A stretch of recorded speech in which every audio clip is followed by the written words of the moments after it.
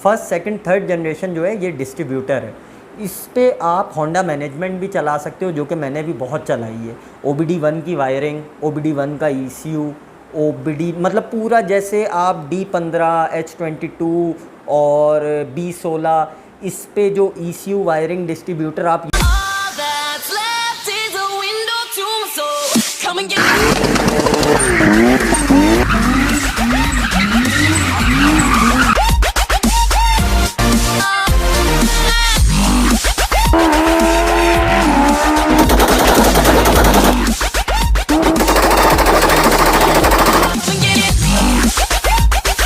यार शकूर भाई, अस्सलाम वालेकुम। उम्मीद है सब ठीक होंगे, खैर खैरियत से होंगे, खुशबाश होंगे, मज़े में होंगे।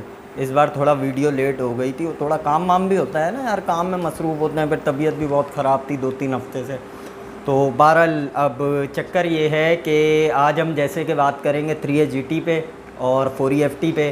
देखो बेसिकली ये जो चैनल है, सब कुछ है, ये चीज़ें बताने का मकसद ये है कि एग्जॉटिक क्लास हर कोई दिखा देता है, हर कोई बता देता है उसके बारे में, फिर हर गाड़ी के बारे में बता देता है। ये कुछ ऐसी चीज़ें हैं क्योंकि मेजॉरिटी आवाम जो है वो हमारी, ज़ाहिर सी बात है, किसी भी मुल्क की हो, कहीं पे भी हो, तो मेजॉरिटी जो स्पोर्ट्स और इससे प्रोजेक्ट कार्स से जो ताल्लुक़ रखते हैं, जिनका सब कुछ है, उनका मेजॉरिटी आवाम वो है, ठीक है। और हर कोई अफोर्ड नहीं कर सकता स्पोर्ट्स कार और ये वो, तो वो बेसिकली ये जो ट्यूनर्स कार्स होती हैं, इनमें मॉडिफिकेशन वगैरह पे वो ज़्यादा वो करते हैं। तो इस वजह से बताने का मकसद सिर्फ ये कि मैं अपनी लाइफ के एक्सपीरियंस शेयर करता हूँ, सारी चीज़ें शेयर करता हूँ। कोई पता नहीं मेरी किसी बात से किसी का कोई मसला हल हो जाए, उसका कोई चीज़ हल हो जाए, तो ये वीडियोज़ बनाने का ये मकसद होता है। बहरहाल खैर कोई मसला नहीं, हम इस पे लंबी करते हैं। जो मेरे अपने प्रोजेक्ट्स हैं, जो आज तक मैंने किए हैं,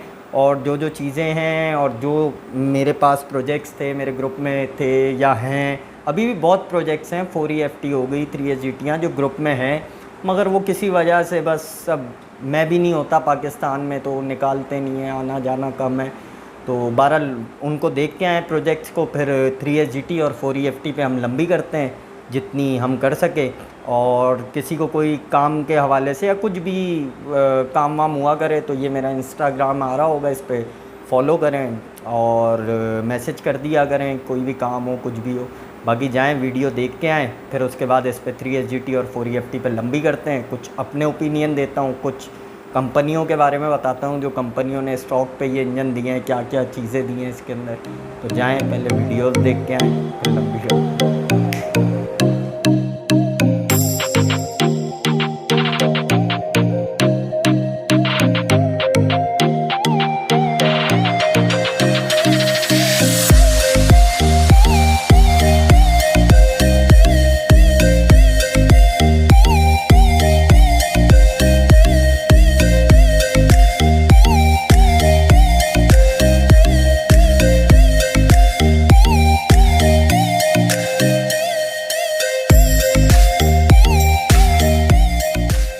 आप वीडियोस तो देख आए होंगे।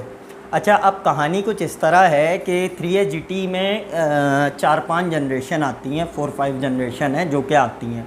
अब इसमें आप अगर सबसे पहले फ़र्स्ट जनरेशन पे चले जाएं, तो फ़र्स्ट जनरेशन 1986 से लेके 1989 तक ये जनरेशन बनाई गई है, जो फ़र्स्ट जनरेशन है। इसमें स्टॉक पे 6000 RPM आते हैं, ठीक है, स्टॉक पे, और 0.7 बूस्ट आता है इसका, जो स्टॉक पे कंपनी बूस्ट देती है। 10.2 PSI में बनता है ये, ठीक है, अगर PSI में कन्वर्ट करें इसे हम। और CT26 टर्बो आता है इसके अंदर, जो कि स्पूल करना स्टार्ट होता है 3600 RPM पे, और 185 HP ये स्टॉक घर से आता है, ठीक है। और क्वार्टर माइल जो इसका कंपनी ने एक चेक किया हुआ है सब कुछ, वो 15.5 इसका क्वार्टर माइल है। ये आ गई फर्स्ट जनरेशन की बात 3S GT की। सेकंड जनरेशन जो है वो 1989 से लेके 1993 तक आया है, ठीक है, जिसके भी RPM सेम ही होते हैं, 6000 RPM होते हैं इसके। और 0.6 बूस्ट होता है, 1 से फर्स्ट जनरेशन से कम होता है, 0.6 बूस्ट होता है, जिसको हम PSI में कन्वर्ट करें तो 9 PSI बनता है। और टर्बो इसके अंदर होता है CT26 ही होता है, मगर CT26A होता है इसके अंदर टर्बो, जो कि 4000 RPM पे स्पूल करना शुरू करता है, आपका बूस्ट आना गाड़ी में शुरू होता है। 224 HP ये स्टॉक घर से कंपनी स्टॉक इंटरनल्स पे इसको जो बनाती है, इसकी आउटपुट होती है 224 HP इसकी होती है। क्वार्टर माइल जो इसकी कंपनी ने रिकॉर्ड किया हुआ है वो 15.2 15.3 सेकंड कंपनी रिकॉर्डेड जो इसका क्वार्टर माइल है वो है। और इंजेक्टर जो है इसमें 430 cc 430 430 cc स्टॉक पे आते हैं इसके। अब हम आ जाते हैं थर्ड जनरेशन पे। अच्छा, जो मेरी फेवरेट है, सबसे मतलब फेवरेट जनरेशन थर्ड जनरेशन है, जो मेरी भी है।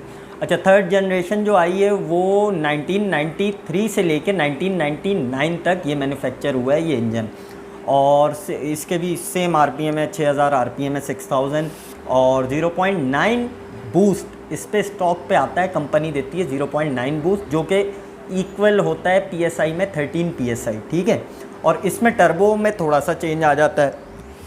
फर्स्ट और सेकंड जनरेशन में जो टर्बो यूज़ किया है वो CT26 है, ठीक है। इसमें फिर थर्ड जनरेशन से इन्होंने टर्बो में थोड़े से चेंजेस किए। टर्बो इसमें ये लोग लाए हैं CT20B है, किसमें अल्लाह आपका भला करे, इसमें CT20 है, थर्ड जनरेशन में CT20 पे आ गए ये लोग, ठीक है। और फिर इसका जो कंपनी रिकॉर्डेड क्वार्टर माइल है वो 13.8 सेकंड है, जो कंपनी ने इसका क्वार्टर माइल रिकॉर्ड किया है। और 245 HP ये घर से आता है, और ये आता है MR2 में भी आया है, सेलिका ST205 में भी आया है, इन गाड़ियों में आया। और ये तकरीबन सारे इंजन ये ऑल व्हील में ही आते हैं, फ्रंट व्हील में बहुत मुश्किल होता है, ढूंढना नामुमकिन है। और इसका जो थर्ड जनरेशन का इंजेक्टर है वो 540 cc इंजेक्टर होते हैं इसके अंदर, ठीक है। ये हो गया थर्ड जनरेशन। और थर्ड जनरेशन मेरे हिसाब से जो इंटरनल सेकंड और थर्ड के हैं, ना वो फर्स्ट के हैं ना वो फोर्थ के हैं। थर्ड जनरेशन और सेकंड के इंटरनल्स जो हैं वो बहुत मजबूत होते हैं और बहुत अच्छे होते हैं।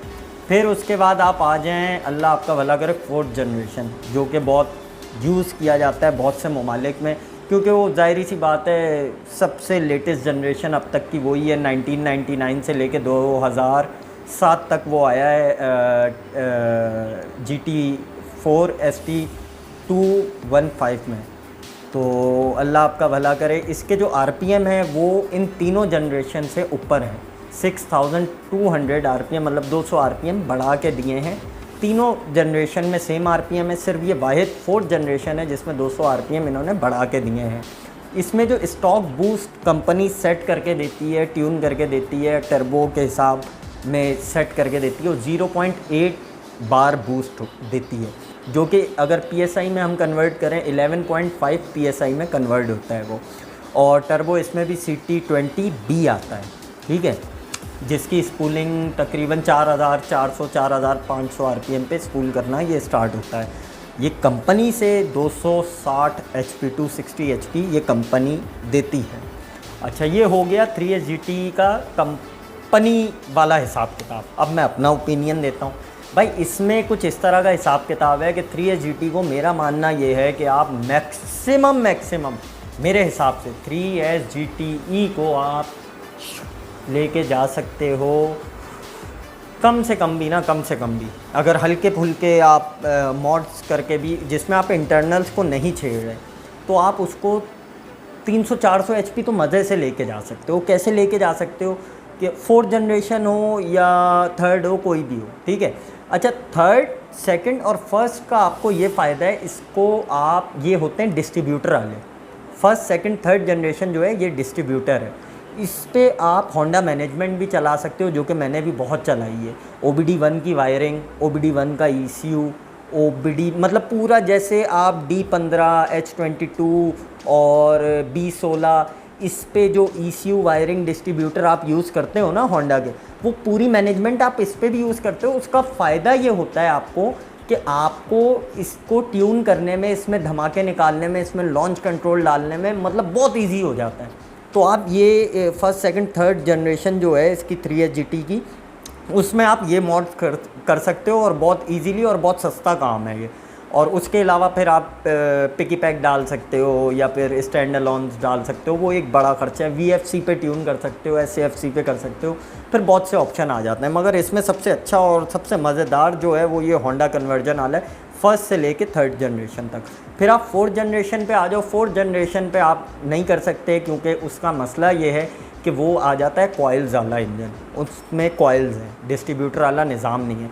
उसमें आपको लाजिम है आप VFC या SAFC पे ट्यून करो उसको, और अल्लाह आपका भला करे उसको आप या फिर कोई स्टैंड अलोन या कोई मैनेजमेंट डालो, जैसे कि G4 लिंक ने निकाली है फोर्थ जनरेशन की मैनेजमेंट, जो प्लग एंड प्ले है, मतलब लगाओ और उसको आप ट्यून करके चला सकते हो। और भी बहुत से ECU हैं जो कि इस पे लग जाते हैं, पिकी पैक हैं बहुत से जो कि लग जाते हैं। और इस पे आप मॉड्स पे आओ, जो हल्के फुल्के मामूली मॉड्स हैं वो ये हैं कि अल्लाह आपका भला करे, आप इस पे बड़ा फ्रंट माउंट इंटरकूलर कर दो, टर्बो डाल दो, हेडर्स डाल दो और वेस्टगेट डाल दो एक्सटर्नल, और इस तरह के काफ़ी शशके कर सकते हो। और इन सब में आप धमाकों के लिए, एंटी लैग सिस्टम के लिए आप BR का भी यूज़ कर सकते हो मज़े से। अगर आपको खाली वो चाहिए मतलब धमाके शमाके और एंटी लैग चाहिए, तो उसके लिए आप इस BR का भी यूज़ कर सकते हो। ये हो गया हमारा, अल्लाह आपका भला करे, 3S GT वाला खाता। अब हम आ जाते हैं 4E-FT में।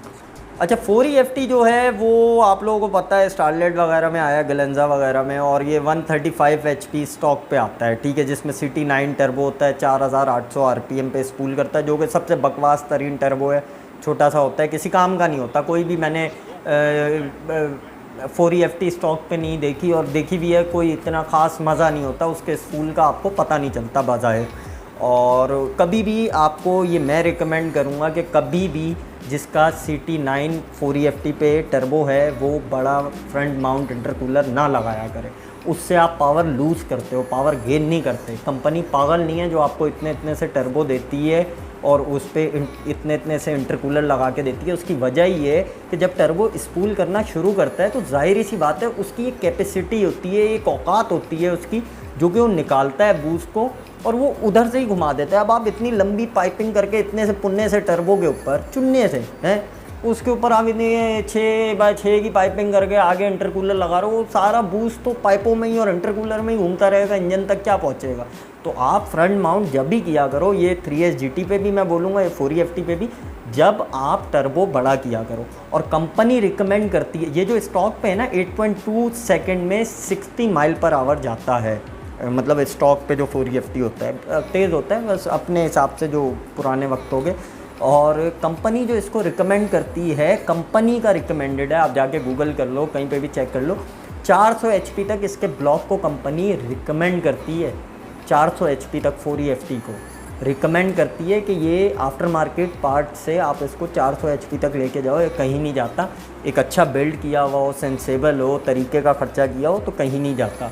और 4E-FT का भी सेम निज़ाम है, अगर आप चाहें 4E-FT को तो होंडा मैनेजमेंट पे ला सकते हैं, उसके लिए भी सेम प्रोसेस है। 4E-FT के स्टैंड अलोन भी आते हैं। 4E-FT को अगर आपने ट्यून करना हो तो 4E-FT पे आप ट्यून करके अल्लाह आपका भला करे बहुत अच्छी पावर निकाल सकते हैं, जिसमें आप VFC का इस्तेमाल कर सकते हैं, SAFC का कर सकते हैं, FCD लाजमी लगाना होता है, ठीक है।